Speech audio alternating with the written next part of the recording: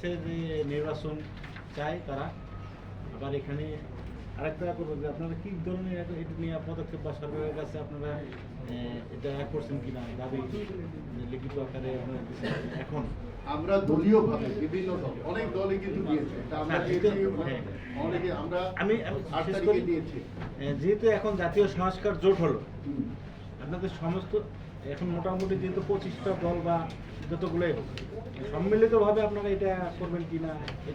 আমরা একটু বলেছি একটু আগে যে আমরা যে জোটের আহ্বান দিচ্ছি, আজকে প্রাথমিক ঘোষণা দিচ্ছি আমরা একটা জোট করব, জোট করেছি বলি আমরা করব।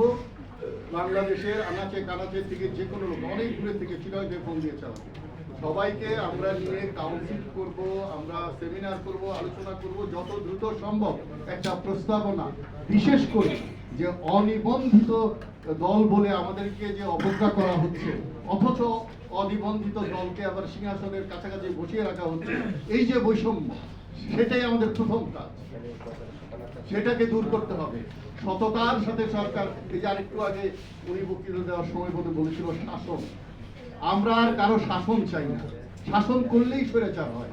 আমরা সেবা চাই, আমরা দেশ পরিচালনা চাই, এগুলো এই সংস্কারের মধ্যে আছে। আমরা এই যে জেলা প্রশাসকের নাম পরিবর্তন করার জন্য বলেছি। তো সুতরাং আজকে আমাদের প্রথম দিন, আজকে 29 তারিখে আমরা শুরু করলাম।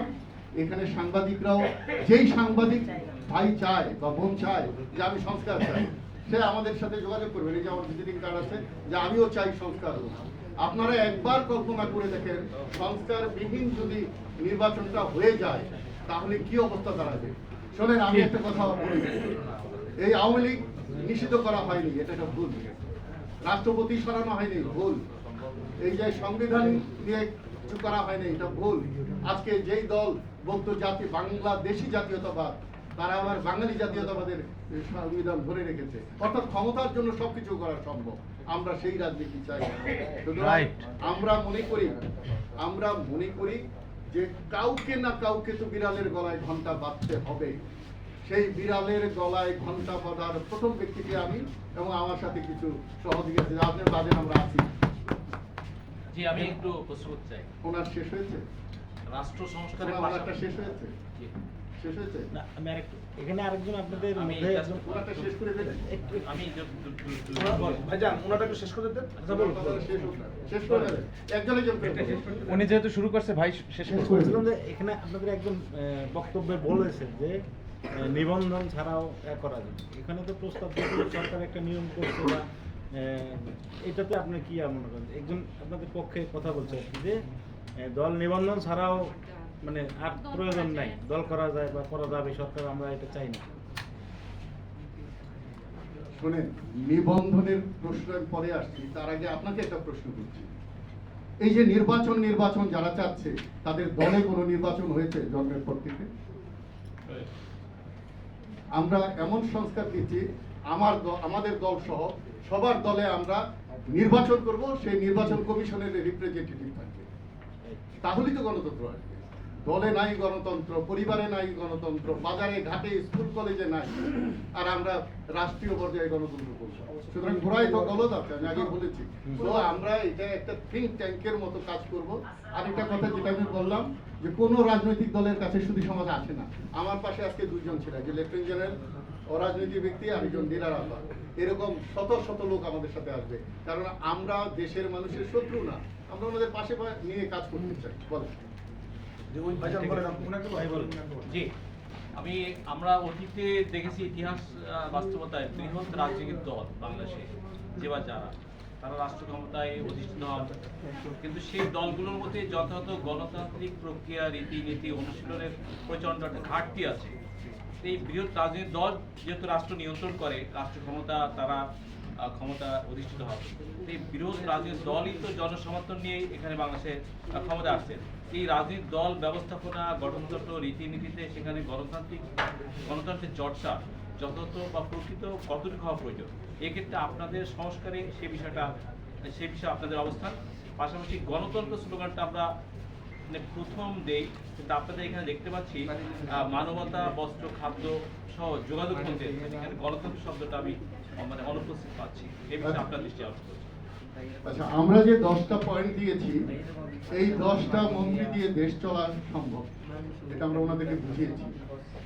এই 10 জন মন্ত্রী, এই মানবতার মধ্যে গণতন্ত্র, মানবতার মধ্যে আরো সাব অনেকগুলো আছে, এই 10টার মধ্যে এমন কোনো বিষয় নেই যেটা ইনক্লুড করা যায় সম্ভব না, এটাই বই লেখা।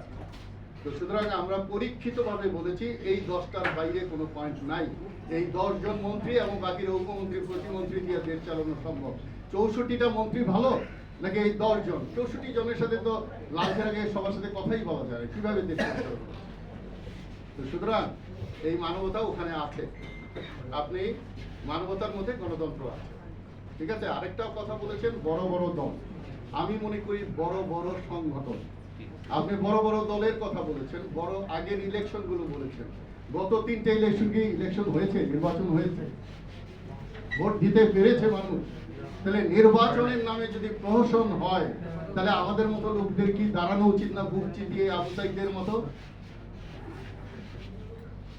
এই দায়িত্ব কি সাংবাদিক ভাইদেরও নাই? আপনি দেখেন একটা দল, ওই যে কে যেন বলেছে, এক দল খেয়ে গেল আরেক দল খেতে আসছে।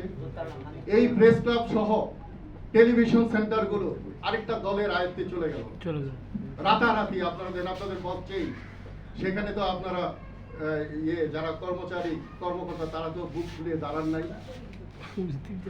তো এগুলো সব জায়গায় আমাদের সর্বাঙ্গে ব্যথা, ওষুধ দিব কোথা? এখন এই জন্য ডাক্তার খুঁজতেছি আমরা। আজকে অল্প কয়েকজন ডাক্তার নিয়ে বসেছি, আমরা কন্টিনিউ করবো, আমরা পারি আর না পারি। হয় আমাদের দেশ ছাড়তে হবে, আর নাহলে সুস্থ নির্বাচন করতে হবে আমাদের।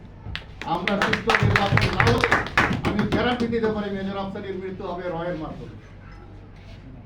দেখে রাখেন, মেজর আফসারি প্রেস ক্লাবে বলেছিল যে আগামী নির্বাচন সুস্থ না হলে তাহলে ওনার মৃত্যু হবে রয়ের মাধ্যমে। আমার তো জীবন চলেই গেছে, না হয় দিলাম আবু সাইদের মতো।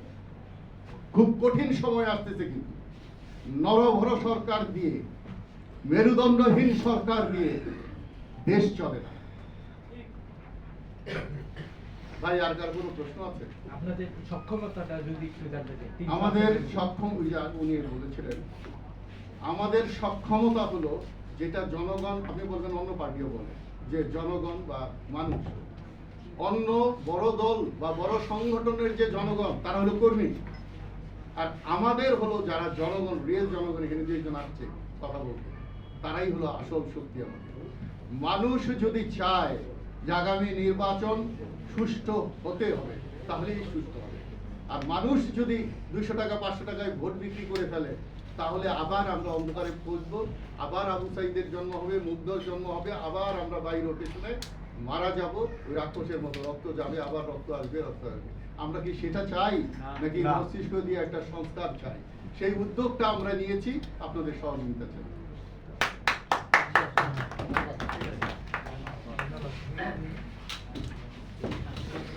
আপনাদের সবাইকে ধৈর্য ধরে এতক্ষণ থাকার জন্য ধন্যবাদ। ভবিষ্যতে আবার ডাকবো, আপনাদের সবার নাম্বার কার্ড দিয়ে গেলেন আমাদের সাথে। আমাদের